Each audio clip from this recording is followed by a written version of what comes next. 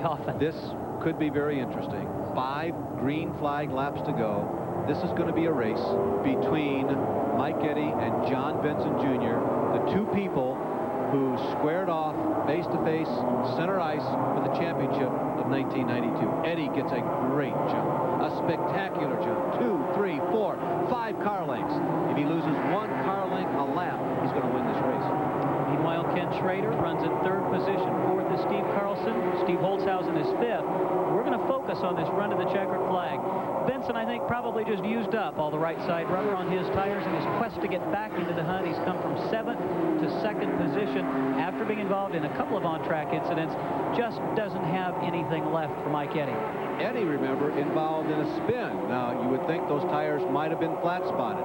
Possibility, but if so, he certainly is not showing any signs of that right now. 2:47, 3 to go.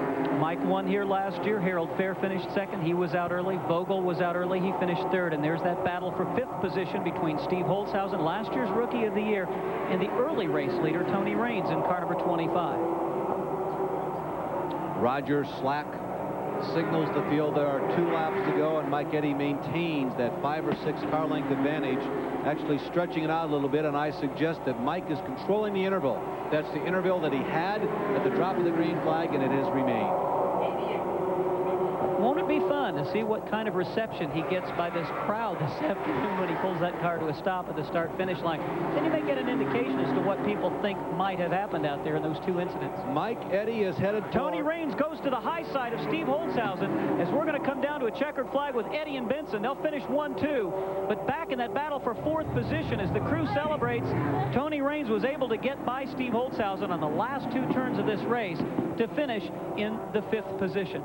So Tony Raines, who started this race on the front row, has a pretty spectacular last lap as Eddy and Benson go by. Let's watch this one for just a second to see if Mr. Benson has any greetings that he would like to pass along to Mr. Eddy, and yes, he does. Hello, Mike. I'm here, and I'm going to be here all year long. A very emotional moment, and depending upon whose side of the fence your allegiance lies, you're going to have a personal opinion about it. I suggest that Benson, considering the other taps came at 110 or 130 miles an hour, was very polite, but it was very deliberate and very obvious. By the way, that pass by Tony Raines on the last lap, I think was for 4th position. I'm not sure. Ken Schrader we're showing in 3rd. 4th might have been Steve Carlson in car number 35, with Tony Raines finishing in the 5th position. It could well be that the man with the toughest job today will be Ralph Shaheen. He will have to sort things out in victory lane. It's unlikely that John Benson is going to congratulate Mike Eddy at the end of today's race, but nonetheless, Mike Eddy has been to victory lane so many times, and you certainly have to admire the man. He knows how to get to victory lane, and after all, in motor racing, that is what the name of the game is, to win the races. 42 times in victory lane, and maybe the most controversial. Kenny Schrader comes home in 3rd. He had a quiet but very effective race, and again, John Benson Jr. was the runner-up in today's race. John never led a lap today, did he? No, he did not. Jay Sauter led most of the laps of this race, and Tony Raines was the early race leader. But when all was said and done, a very familiar face rests in victory lane and is straddling the victory lane stripe there in the front stretch. Let's go to Ralph Shaheen. Well, congratulations, Mike Eddy. You can hear the crowd's reaction. A very physical race out there this afternoon. Tell me your viewpoint of this thing. How was it from your side? Was it a fair fight out there today? Well, we were just racing. You know, you're racing hard, and you know, we just bumped there a little bit. As you see, when me and Jay got together, we both spun, so I don't think that's anything intentional. You know, that's racing. When we talk about setting the tone for a racing season, this is obviously going to be a physical one, do you think? Well, I don't know.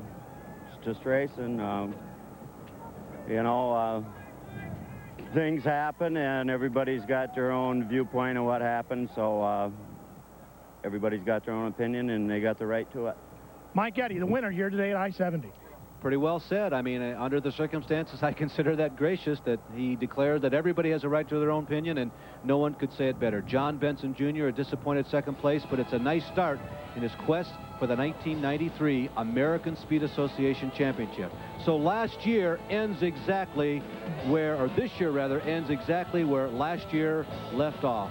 There is the unofficial top 10 finish, a rundown. My thanks to Ralph Shaheen and to Rob Albright. And we remember today the memory of Alan Kowicki. We'll see you the next time.